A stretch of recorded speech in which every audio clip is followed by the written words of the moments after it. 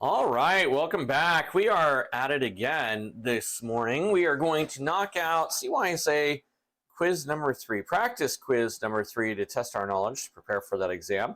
Remember, when we look at CYSA, a lot of people find it to be similar to Security Plus, but at a higher level. There's a lot more hands-on. There's a lot more scenario-based questions, and they give you more time because of it. But you really got to go through and look at the question. I think in Network Plus and Security Plus, I tell you about 30 to 45 seconds. 30 to 45 seconds. I would keep that rate. I would keep that rate up if possible during your CYSA Plus exam. However, if you spend a minute, minute and a half on one question here and there, you should be fine. Unlike Network Plus and Security Plus, where I'm really like die hard, you got to be done with the question in a minute. Don't go over a minute. Don't spend more than 45 seconds on a question. With CYSA, there's a little bit more fluidity. You get a little bit more time because of it. However, the performance-based questions, they're a little bit more difficult too. And don't discount the hands-on portions of your exam knowledge when you're going through that CYSA exam. Those performance-based questions, they're going to rely more on, well, on actual hands-on information, like how to, do network commands. Don't be surprised if you see some Nmap in there, or some ping in there, or some Nessus, or some OpenVOS, or all those little tools. Even some Nikto commands might be inside your CYSA exam. Don't discount those hands-on materials. Now, it's usually at an intermediate, or I should say entry level position. But unlike Security Plus, where a lot of it is just going through, having that foundational knowledge and understanding where things go, CYSA is a little bit more hands, a little bit more in depth, and their questions are written a little bit different as well. Unlike Security Plus, where you go through and it's pretty much broad knowledge, you pretty much go in there and you're like, okay, yada yada yada, this equals this, and you move on with your life. With CYSA, especially with version 3, they've taken it up a notch, and as part of that taking up a notch, sometimes the questions don't read as fluid as I saw in Security Plus, or even in versions 1 and 2. So as you're going through your CYSA Plus exam, you may have to read a question 2 or 3 times. So while that 45-second rule is definitely in place, it's not as stringent as I would utilize in Security Plus. All right, that's our tip for today. Let's move on. Let's answer some questions. We'll start off light. Let's start with question number 1. In a network administrator wants to prevent data exfiltration by encrypting data in transit, which of the following protocols should be implemented? I would consider this one to be somewhat easy. I would consider this to be easy. This is a question we would expect to see on Security Plus as well, but definitely not on the hard scale. So again, we're not going to spend a lot of time, but also, I want to point out those acronyms, those pesky acronyms. You really got to know them. If you know them, your life is going to be that much easier. I still stand by my word that 40%, even with Network Plus, Security Plus, and now CYSA, I still stand by my word that 40% of the quiz answers itself if you know the acronyms. I would say that to be 100% accurate. All right, let's answer this question. If you need to, if I'm running out of time, or if you're running out of time, feel free to pause that video. Feel free to pause it. All right, let's move on. A network administrator wants to prevent data exfiltration by encrypting data in transit. Which of the following protocols should not be implemented? I think it's safe to get rid of simple mail transfer protocol. I feel like SMTP is a safe way to get rid of. I feel like that's not really going to be one that we would see, especially when we're talking about encrypting data in transit. Simple mail transfer protocol, probably not something we need to worry about. But I would also say SMIME, Secure Multi-Purpose Internet Mail Extensions. SMIME, probably not one that we need to worry about. Again, we're looking at mail on that one. So we're looking at encrypting data in transit, and it doesn't stipulate mail. And so since it doesn't stipulate mail, it's probably not one of the mail protocols. That leaves File Transfer Protocol Secure. I almost said Secure File Transfer. My dyslexia almost hit in. And then IPsec. Internet Protocol Security. Well, if you answered C, Internet Protocol Security, you would be correct.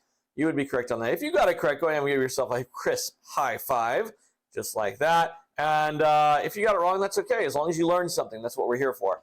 That's what we're here for. All right, and there we go, IPsec. Moving on, question number 2. Which of the following is the primary benefit of implementing an EDR solution in an organization? Or I guess it says EDR solutions in an organization. What do you think? No, I'm not going to tell you what EDR is. And I highly recommend you don't look it up.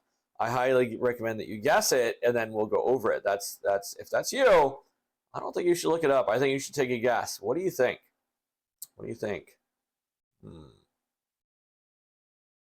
Well, let's answer this again. If I'm taking too much of your time, or if I'm going too quickly, I should say, go ahead and pause that video. Otherwise, let's move on. Which of the following primary benefit of implementing EDR solutions? Well, if you know EDR solutions stand for endpoint detection response, then that's half the battle right there. I think if we know that EDR is that, then we understand that A is probably not the right answer. To improve network performance, security rarely improves network performance. Let's be honest here. I don't think of anything in the entire world of cybersecurity on any exam that would actually go to improve network performance. If anything, we slow it down through our extra checks and balances. So I'm going to zip off A right off the bat. And I would recommend that as a hint moving forward. Speaking of which, can you think of an EDR solution or any solution, any cybersecurity solution that improves network performance? I would love to hear it in the comments below. I really would. All right, let's move on. I think we can get rid of performing regular vulnerability scans. I think we can get rid of D. I think D would be something that we can get rid of. While an EDR solution does utilize endpoint detection, so it looks for different things. It looks for those endpoints for problems that it may see. It does not perform regular vulnerability scans. That would be Nessus or OpenVAS, not something we would see in an EDR. That leaves us with real-time monitoring and response, or managed user access controls. I'm going to have to go with B. Managing user access controls would be something else. That would be what we would normally do with authentication and authorization. EDR does real-time monitoring of our endpoints, and it responds to that. And again, I have to point out that, again, if you knew what EDR was, it literally says the answer in the name. And this is typical of CompTIA. This is something we would normally see in CompTIA in that aspect of it. So be aware of that. And there's the answer. Let's move on to something a little bit more difficult. I feel like we got 2 easy ones. Let's move to something a little bit more difficult. I love these ones. These are typical of what I would expect to see on CySA. You run a network scan using the tool Nikto and receive the following output. I'll let you read that output. Which of the following security headers is missing and should be added to the web server configuration? This is one of those things where if you know how to read it, you're good to go. If you don't, well, then you may be stuck like Chuck. Let's see. I'm going to give you a few minutes on this one. I'm watching that timer count down while I talk to myself. So, which of the following security headers is missing and should be added to the web server configuration? I feel like when you see it, you'll be like, yeah, it's there. It's almost in the solution. It really is. Make sure you read this thing thoroughly. It's interesting. I use Nikto quite often. It's one of my favorite tools for looking for web vulnerabilities. It's definitely something that I would utilize. I think I've got a video on Nikto. If I don't, I think I'm going to make one. I think I might make one. I'll probably put it out right before this video, I think, if I don't have one. I'm pretty sure I do. I do a lot of videos. Maybe I did it for one of my college courses. I don't know. But if not, I'm definitely going to put one out now. All right. Let's answer this question. I feel like I've given you a minute. You run a network scan using the tool Nikto and receive the following output. Which of the following security headers is missing and should be added to the web server configuration? Well, I think we know that it's not XXSS protection. If we read that, it's on the very second to last line. The X cross-site scripting protection header is not defined. The header can hint to the user agent to protect against some forms of cross-site scripting. It's not missing, it's just not defined. So definitely not that answer. I feel like the next one would be index header. I don't even see index header on here. Maybe I'm missing it somewhere, but I don't see index header. And I feel like index header is one of one of those answers that CompTIA would throw in there just to throw you off. Just to throw you off. But index header is not even here. So obviously is not missing. Well, maybe it's missing from the thing because it's not supposed to be there. So definitely not index header. That would lead us with strict transport security HTTP and cross-frame options. I see D, the site uses SSL and strict transport security HTTP header is not defined. Again, and not defined, that doesn't mean it's not missing.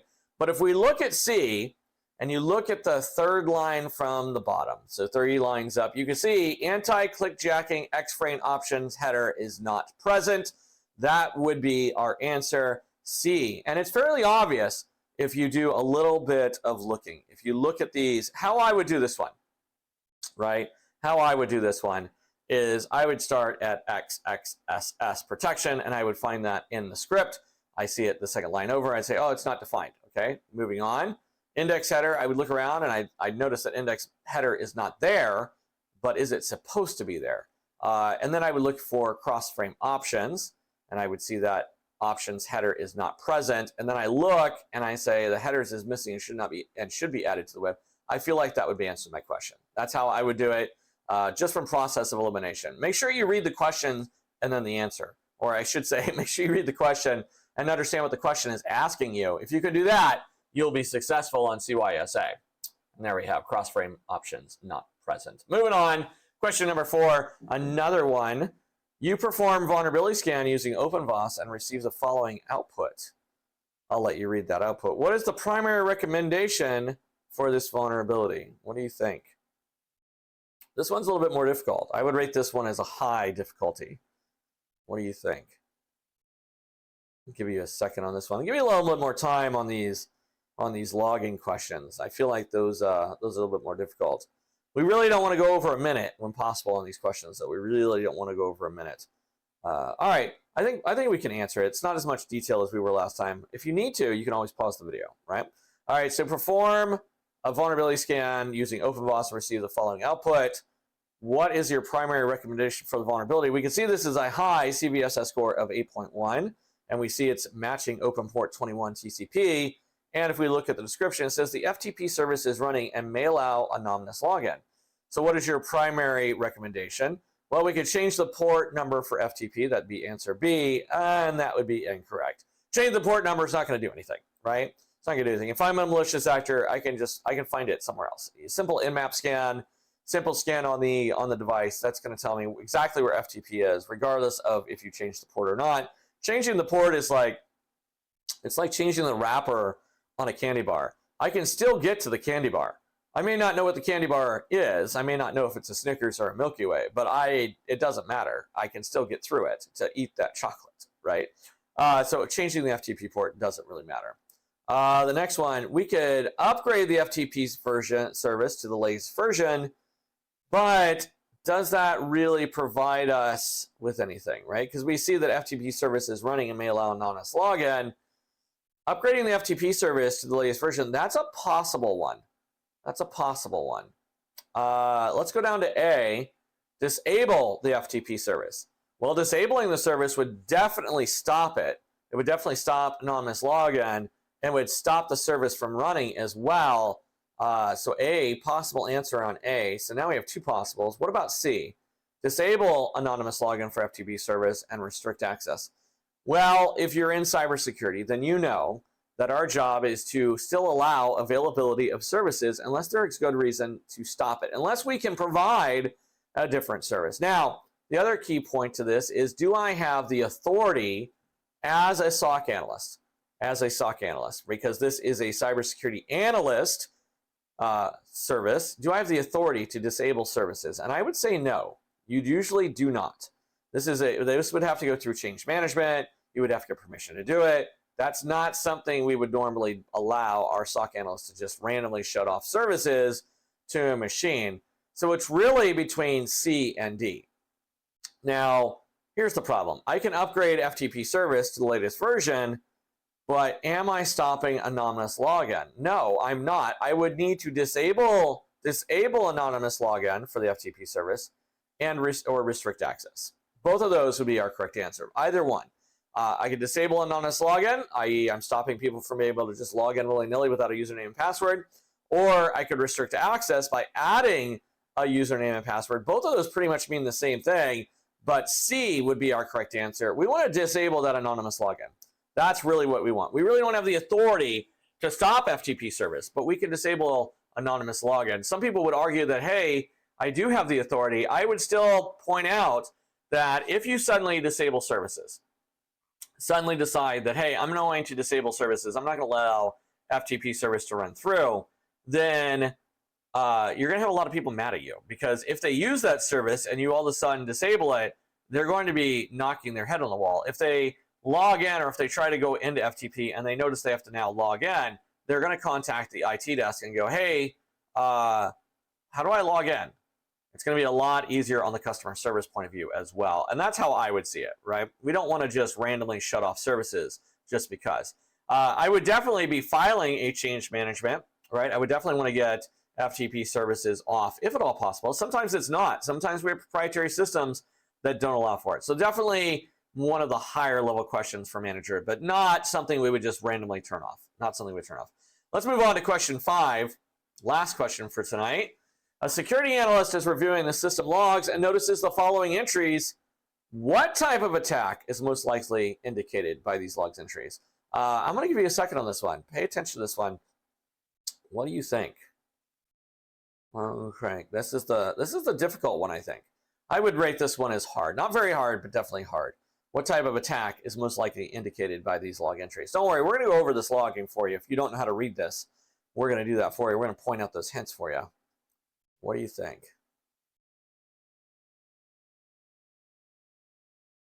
I'm going to give you a second here. We saw a similar question, I think, before, but was definitely not the same. Was definitely not the same. Maybe we gave the answer away, though. All right. All right. If I'm going too fast, you always can pause that video. Let's tackle this one. A security analyst is reviewing the log systems and notices the following entries. What type of attack is most likely indicated by these log entries? Let's dissect this log. We can see here, July 2nd, 10:15. We can see our servers. We can see that we're operating on SSHD. We can see the log number 4567. We also see that we have a failed password for invalid user, admin, from, and it gives us the IP address. And then we see port 22 SSH. And then we see admin. And then if we look at the next log, it copies except for user, root, and then test, and then guess. So we see that, right? That is our main clues right there. We're transferring, or we're changing users. We're not changing passwords. We're changing users. And since we're changing users, this is a specific type of attack that we could identify. Is it a dictionary attack? No, it is not a dictionary attack. A dictionary attack uses passwords. If I was changing passwords, the user would be the same. The user would not change. And so definitely not a dictionary attack. It's not a pass the hash attack. If I was using a pass the hash attack, then it would bypass security controls, because I'm taking the password hash that was originally sent and I'm just duplicating it. And that would give me access to the system. That is not the case here, so definitely not B. However, brute force attack, it is a brute force attack. But what about a password spraying attack? It's also a password spraying attack. So which one is it? If it's both, which one is more correct? Well, if you said password spraying attack, you would be accurate. Password spraying attack is a type of brute force attack, but it has its own category. And that's where we're changing the user and we're adding different passwords. We're using different users, but we're keeping the same password. So this would be like if I wanted to check out the password, I don't know, password, but I didn't want to lock out the account because I wanted to be sneaky about it. That would be a password spraying attack. It's still a form of brute force, but password spraying attack is the better answer. So it's going to be D. It's going to be D, and there you have it. All right, that concludes today's video. I hope you found this to be educational. I hope you found it to be worth your time. If so, if you could hit that like, that subscribe, and of course that bell icon, I would appreciate it. Tune in. We will do some more. We're going to knock out some more CYSA questions. Trying to do one a week at least, sometimes two. I'll probably do two. You've probably seen them racking up lately, but until fall hits, I might just do two. We'll see. We'll see. We'll see my time schedule, right? Sometimes I got a lot of time on my hands, sometimes I don't. But until next time, my name is Dr. K, and we will see you later. Take it easy.